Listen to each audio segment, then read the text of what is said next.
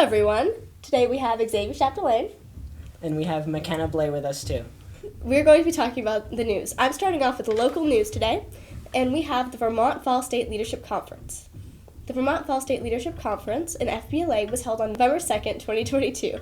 There were 147 total attendees of the Future Business Leaders of America members and advisors.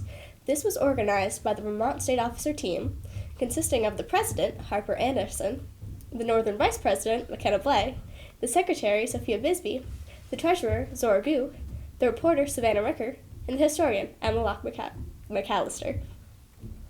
The State Officer Team was led by their advisor, Krista Chadwick, who has been in charge of Vermont State FBLA for the past 2 years. These students, as well as the rest of the Norwich University staff, led the Vermont Fall Conference for the first time in person in the past 2 years. And for our global event, we chose climate change. As the temperature rises, it causes there to be more and more forest fires and hurricanes around the world, causing it to stop the economy, seizing trade, and pumping money into the devastated area. To fix it, it will also cause business to have to move the production buildings in big coastline cities with lots of business infrastructure too. There will be supply chain issues for the businesses to be able to use their materials. In some areas, there will be no more snow, and it will destroy industries that depend on the winter months, like skiing, skating, etc. It will slowly bring industries we are used to down, such as oil and gas.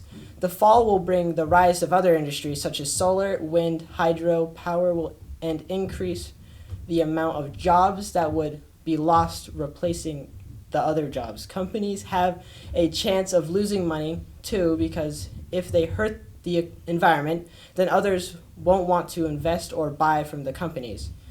It also thought that there is about $2.1 trillion to be made from the new industries of climate change.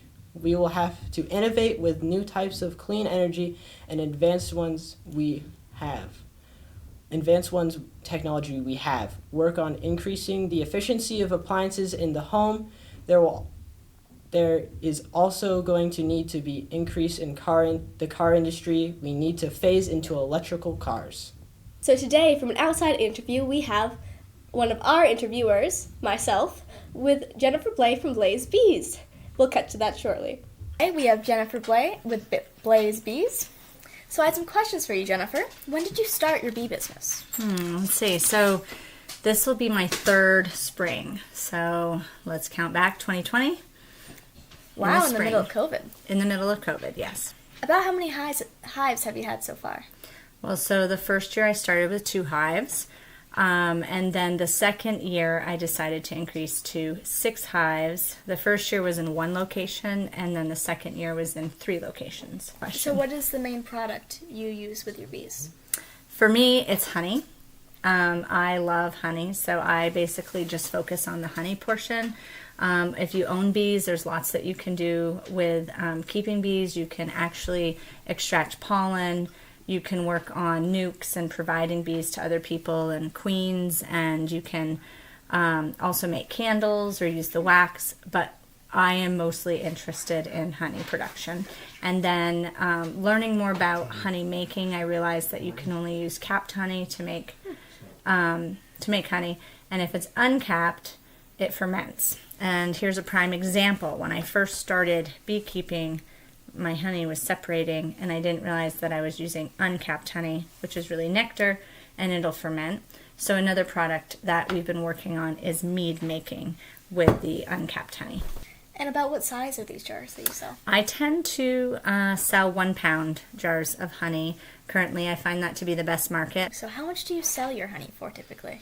Well, the first year I sold my honey for $6 a jar because I thought that was the best price. But then after doing research, I realized I was way underselling my product. I hadn't done enough research. So now it's $10 a jar, which is pretty average. It's kind of a middle of the road price. I'm not the most expensive and I'm not the cheapest. And for our finance topic, we have inflation. Consumer prices are 6.5% higher than December last year and are still trending upwards. The federal revenue is working on lowering inflation rates, and between the month of November and December, they lowered them 0.1% by lowering gas prices. The interest rates for homes were raised to try to help fix inflation. They are 6.5, double what it was last year, making it harder for new and younger people to buy homes. Considering the prices of houses also skyrocketed, that makes it harder for younger people too. The grocery cost rose up to 11.8% for some products we love, like eggs. We love, and brought other prices down, like gas, during the year 2022 of the pandemic, and now it has risen substantially. The car prices have also fallen after 2 years of rising and are holding strong at their high prices. The cost of services are predicted to go up next because of the increase in their wages, so they can afford for inflation. That will cause the people to have to budget more for the services that are necessary. This counts for all workers, such as barbers, to electricians, and garbage disposal. That's all for our broadcast today, folks. See you later.